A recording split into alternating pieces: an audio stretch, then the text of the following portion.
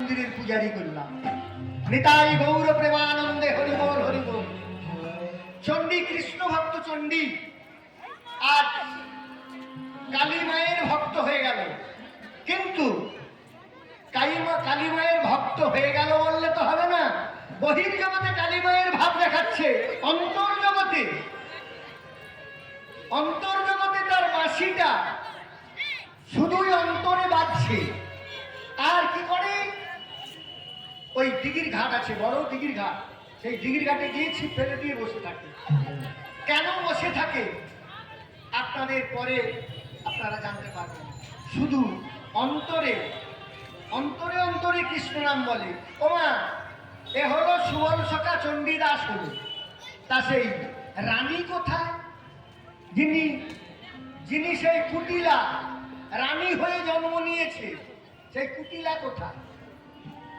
কুটিলা যিনি রাধারানীকে জ্বালাতেন আর রাধারানী তাকে অভিশাপ করেছিল, সে কোথায়? চলুন আমরা যাই সেখানে।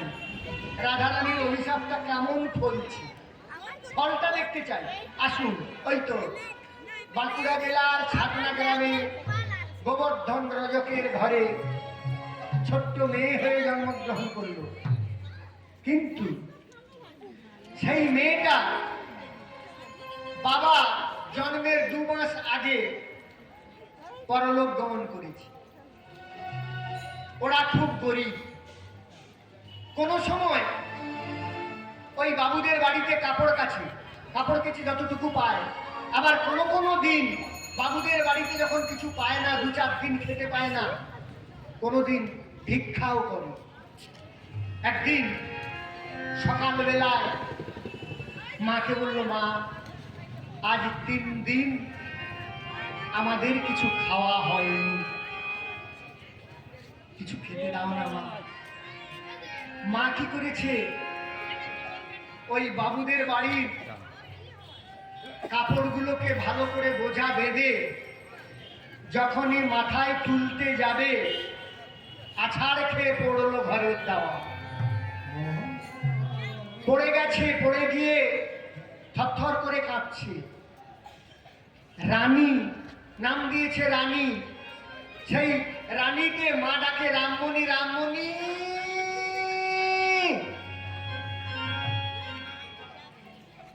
রানী ছুটে বেরিয়ে এলো। মা কি হয়েছে?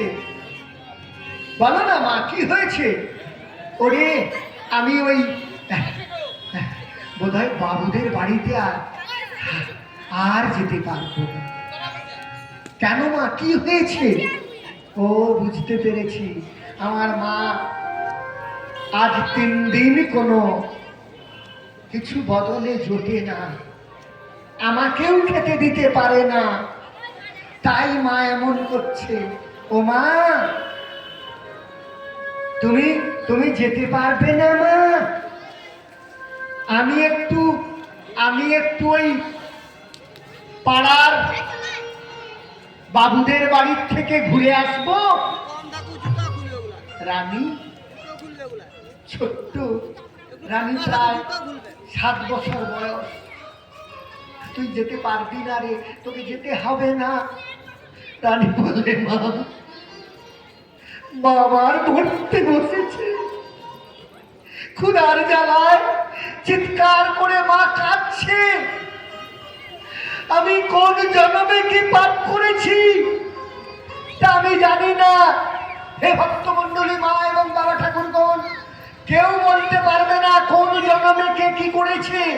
রানী বলছে, আমি কি করেছি তা জানি না, তবে আজ আমার মা না খেতে পেয়ে মরে যাবে, থরথর করে কাঁপছে।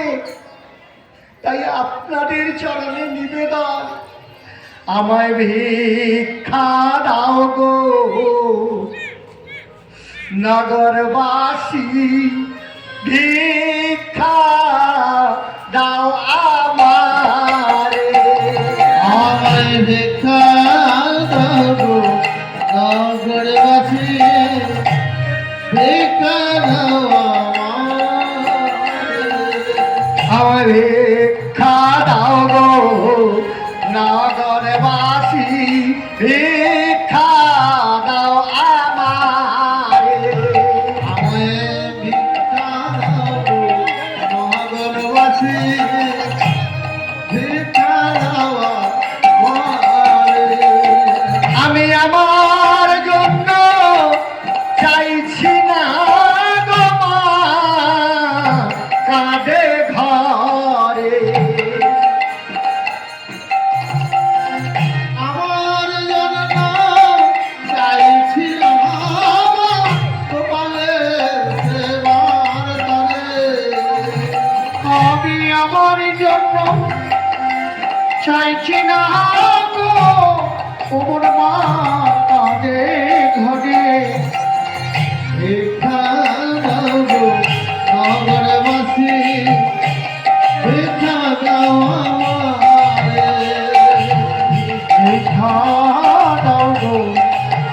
নগরবাসী দেখা দাও আমারে আমি আমার জন্য চাইছিলাম কপালের মানি করে আমি আমার জন্য চাইছি না গো আমার দুঃখিনী মায়ের করে